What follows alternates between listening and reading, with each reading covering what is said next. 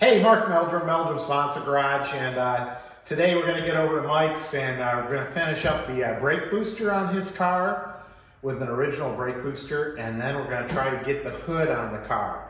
Now, this is my 72 Chevelle with the cowl induction on it, and the hood fits kind of okay. It's had some scrapes and scratches over the years, and but these hoods are a real challenge because you want to get it to set flush here, you want to get this to be flat, and then you want to get this piece gets really tight up front here. I don't know if you can see that, and it gets really tight right here, and it's a challenge. And I want to give a disclaimer because, hey, I'm just an idiot putting these Chevelles together. I'm not paid to do this. I'm not a professional, but I have done quite a few of these cars, and we're starting to get the hang of it.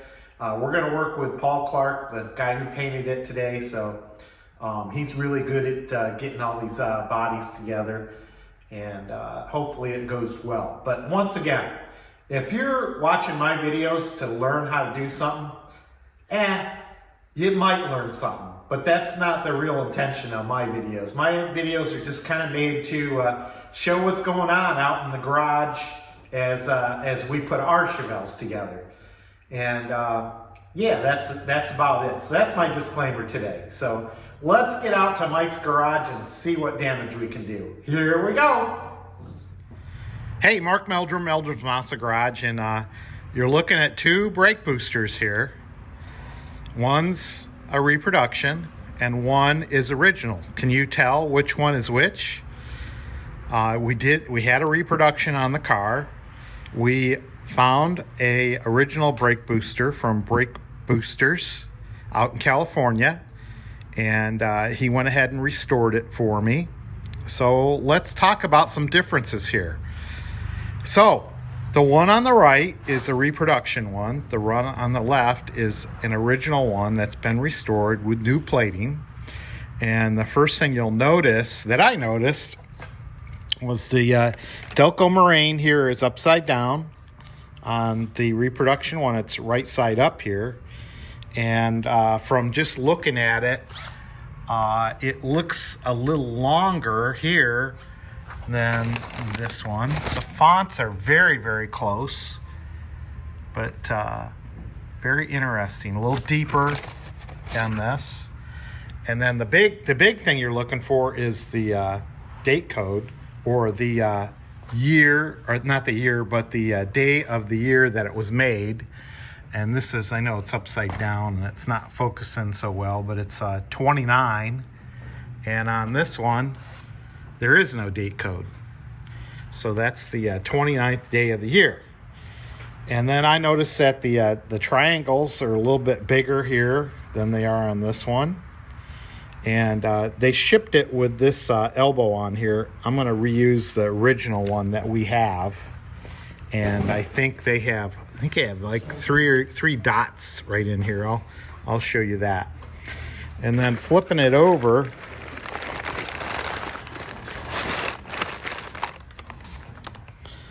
you'll notice that the rivets are a little bit different. Okay, so here they're a little rounded and here they're squared off.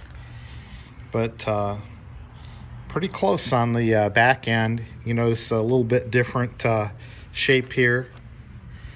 But now you know how to tell an original from a reproduction. Hey, when you're stabbing this brake booster back in, do yourself a favor and make sure before you tighten your bolts out that you got this clevis here going around the brake booster here, or around the brake pedal.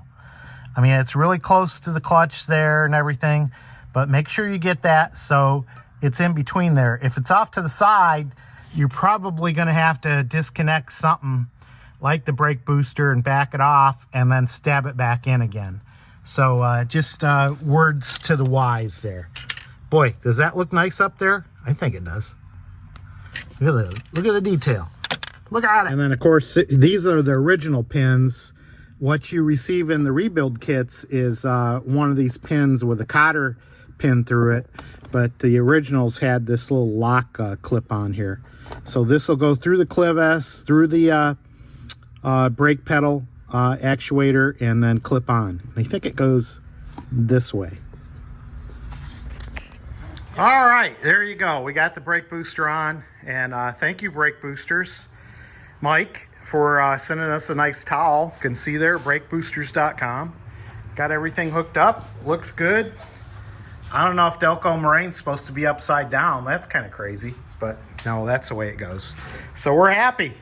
I moved the car from the, we were over on the lift, so we moved it over here to the other bay, and we should be able to put the hood on once we get another set of hands. Right, Uncle Larry? Hey!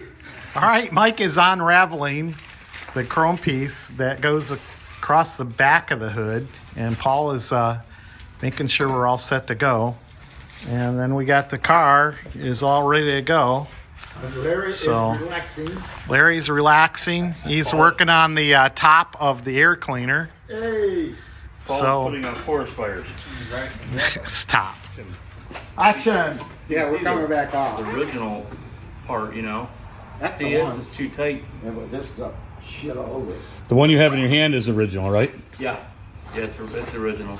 It should have a part number on it as well. Yeah, it's just so you can see by the inside of it. You tell it's original, you know? Yeah. That's the one that came off of that hood. Yeah. Where's the razor knife, Marky? I thought I seen it. I had it. All right, I'm gonna try to narrate what's going on here. We've got Mike, Larry, Paul, myself, and we got Chris out here to help us move it over the hood over to the Chevelle. And right off the bat, we could tell that the hinges weren't cooperating with us, mainly because this is the first time we had the hinges on the car. And we did a lot of futzing around. We had some problems with the seal on the back, and quite a few people told me that you're going to have a problem with that seal on the back because they don't make them as squishy as they used to. Now it was 78 degrees and it was pretty soft out. It was the seal was pretty soft, but it was still holding the hood up in the back there. So we were dealing with that. The other issue we were dealing with is on the right side of the hood was coming really, really close there to hitting.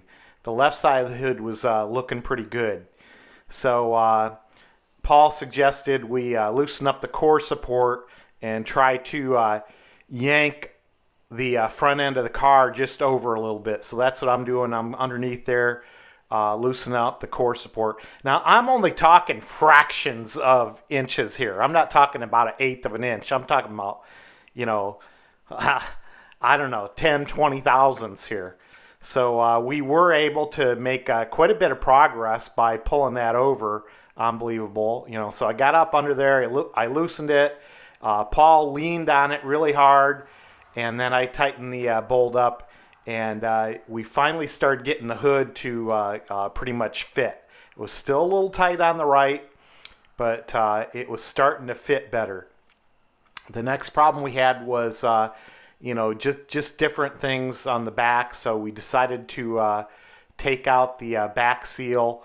Paul kind of got, Paul had come over for other things, so he got busy with the other thing, and Larry and I decided to take that rear seal out and the couple of thick rubber pieces there on the hood. And then we really got it to lay down nice. So we're trying to tweak it over a little bit more. There we take the seal out, and yeah, it's starting to come together. All right, we're not completely happy with this hood, but we're getting there. It's not ready to remove tape, and we're not done with final adjustments, but hey, we're getting there.